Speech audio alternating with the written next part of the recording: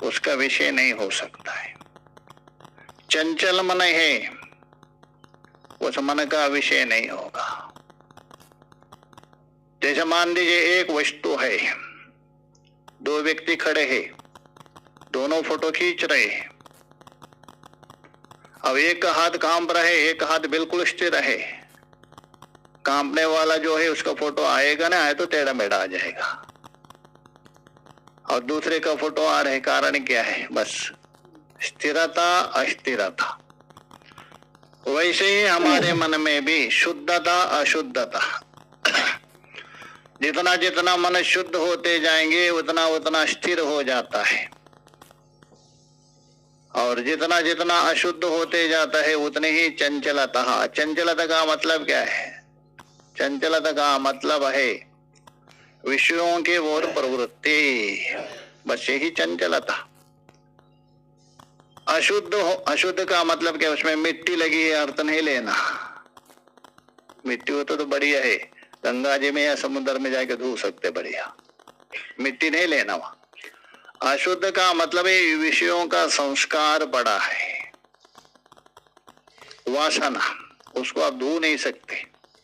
हाँ, उसको भी आप धो सकते हैं अभ्यास और वैराग्य से, और किसी से नहीं धो सकते। तो जितने जितने जो वासना पड़ी है विषयों की, अनात्मा विषय का, उतना उतना मन चंचल होगा, उसके तरफ से खींचेगा, वो स्वभाव है। जहां आपका परिचय है उस वस्तु को देखते फट आपका मन खींचता है, जहां परिचय नहीं, जानने, वह खींचेगा नहीं। जैसा आप घूमने जा रहे, मान लीजिए जंगल में पैदल, जिस वस्तु को जानते फट आप देखेंगे, जो जानते नहीं जंगल में चलते रहेंगे, हाथ भी लगाया होगा पेड़ का, चलते रहेंगे। तो मन में जो अधिक से अधिक जो संस्कार है, विषयों की वासना है, उतना ही मन चंचल होता है। इसी का नाम है चंचल मन माना जाता है। अर्जुन ने भी प्रश्न किया था, चंचलम ही मनहा कृष्ण। और आप साधना के द्वारा उस मन को अच्छा धो लिया, सफाई किया, शुद्ध हो गया। तो शुद्ध होने से वो निर्मल माना जाता है। उस मन का विषय, उस मन से आप्तव्य, श्रुति ने कहा। तो शुद्ध मन के द्वारा आप परमात्मा का अनुभव कर सकते हैं, अशुद्ध मन के द्वारा नहीं, संभव नहीं। तो इसलिए यद्यपि वहां मन और वाणी से निषेध किया है, किंतु शुद्ध मन का विषय भी माना है। इसलिए शास्त्र ने कहा घबराओ मत। तो इसलिए जितना भी आप साधना कर रहे, प्रयास कर रहे, काय के लिए? मन को शुद्ध करने के लिए, मन को निर्मल करने के लिए। मन को शुद्ध करो, मन को निर्मल करो। मन यदि शुद्ध हो गया, आपके पास सब कुछ है। मन यदि खराब है, सब कुछ होने पर भी कुछ भी नहीं। यही अंतर है।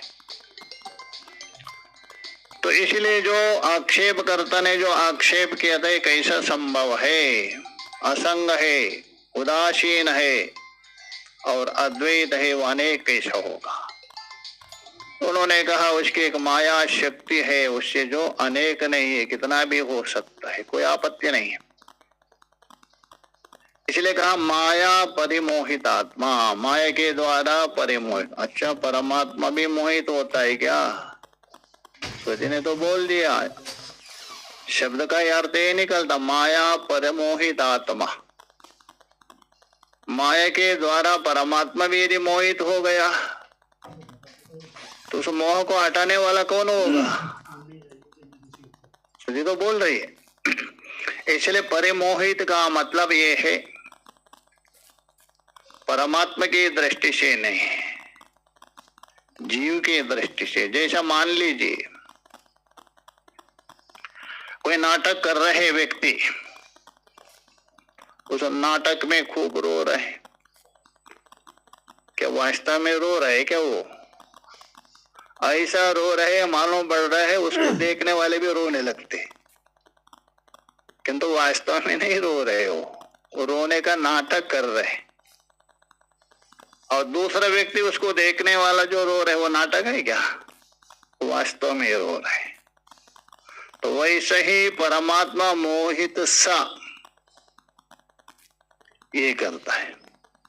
तो हम लोग मान रहे अरे परमात्मा भी मोहित होगा, अरे भगवान राम कैसे वो सीता के लिए रोते, वो राम थोड़ा है, उससे हम ठीक है। हमारे पत्नी को यदि कोई अपहरण करता हम रोएंगे नहीं, राम जी रो रहे, ऐसा भी उलाना देते लोग। वो रो रहा जैसा नाटक कर रहा है, किंतु हम लोग सोच रहे वास्तव में रो रहे करके। तो इसलिए माया के द्वारा मोहित सा दिख रहे, वास्तव में मोहित नहीं हो सकता है, संभव ही नहीं है, क्योंकि माया है। उस माया के द्वारा शरीर बनता है, इसलिए बता रहे शरीर मास्ताया, सारा जगत बन रहे, चाहे तो शरीर हो वेष्टि जगत अथवा ब्रह्मांड हो समष्टि जगत। दो प्रकार का जगत माना जाता है, वेष्टि समष्टि, पिंडांड और ब्रह्मांड। ब्रह्मांड में आप जो देख रहे इस पिंडांड में वही रहेगा, कोई अलग नहीं है। तो ये जो जगत है ये बना है माया के द्वारा, माया तंत्रमिदं जगत, ऐसा भगवान भाष्यकार जी ने कहा। कर्तृतंत्रम भवेत कर्म, कर्मतंत्रम शुभाशुभम, प्रमाणतंत्रम विज्ञानम, मायातंत्रमिदं जगत। ये जो कर्म है आप जो भी करते हैं, शुभ कर्म हो अशुभ कर्म हो, लौकिक कर्म हो शास्त्रीय कर्म हो, ये जो कर्म किसके अधीन है? कर्म अपने पे नहीं बनते, कर्म कहते किसको? कर्ता के द्वारा। जो व्यक्ति जो करता है व्यक्ति के द्वारा संपादित होता है, तभी कर्म माना जाता है। इसलिए बता दिया कर्तृतंत्रम भवेत कर्मा, कर्ता के अधीन है, बिना कर्ता से कोई कर्म नहीं बन सकता, ऐसा संभव ही नहीं है। यहाँ प्रश्न हो सकता है, जिज्ञासु है, आपने कहा बिना कर्ता से कर्म नहीं हो सकता है, मैं नहीं बता रहा हूं, भगवान भाष्यकार जी बता। अरे बिना कर्ता से कर्म हो रहे क्या? नहीं, बहुत देख सकते हैं, संसार में ढूंढ लीजिए मिल जाएगा आपको। जल जो नीचे की ओर जा रहे कौन करता है वहां? ठीक है, प्रेमपुरी सत्संग भवन में जो आप आ रहे कर्म हो रहे, कर्ता तो आप हो गए, यहाँ तक चल के आ रहे आप कर्ता हो गए, आप यहाँ तक पहुंचे हैं कर्म हो गए, तो उस कर्म के द्वारा आपका डेस्टिनेशन है प्रेमपुरी में पहुंच गए। किंतु जो जल है नीचे की ओर जा रहे उसको कौन ले जा रहे, कौन करता है? हवा जो चल रही है उसका कर्ता कौन है? वहां करता है नहीं, तो अपने कैसा कर्ता के अधीन ही कर्म है। वायु जो हवा चल रही है ये कर्म है, जल बहा रहा है ये कर्म है। ये जो कर्म है वहां कर्ता कौन है? आप कहते कर्ता के अधीन है कर्म, ऐसा आक्षेप कर सकते हैं आपसे, अवेदांती है। तो इसलिए वहां भी कर्ता है, कर्ता के बिना संभव नहीं। एक कर्ता होता है, सामान्य जो विशेष क्रिया होती है, दो क्रिया होती है, एक सामान्य क्रिया एक विशेष क्रिया होती है। सामान्य कर्म विशेष कर्म, जो विशेष जो कर्म होता है उसका कर्ता हमें दिखता है।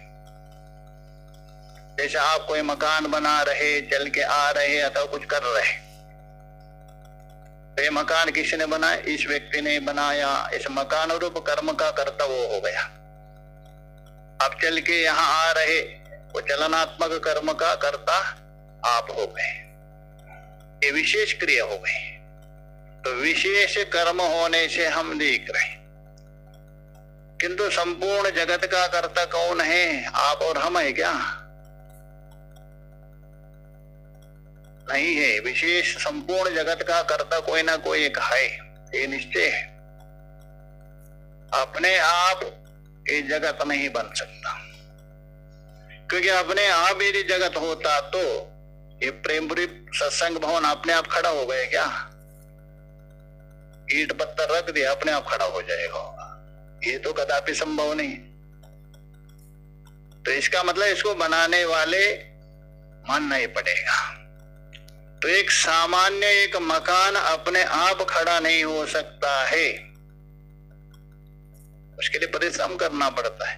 वैसे ही जगत रूप मकान है, ये भी एक मकान ही है, क्या अपने आप होगा? संभव नहीं। इसलिए एक कर्ता है, सभी कर्म के प्रति जो करता है। ये जो हम लोग कर रहे विशेष कर्म है, उस कर्ता को मानो कृष्ण जा रहे, गोविंद आ रहे करके। किंतु जल में जो बहाना, वायु जो चल रही है, उसमें क्रिया है, वो सामान्य है। उस कर्म का कर्ता परमात्मा है, क्योंकि परमात्मा के शक्ति के बिना, परमात्मा के सत्ता के बिना एक पत्ता भी नहीं हिल सकता है। इसमें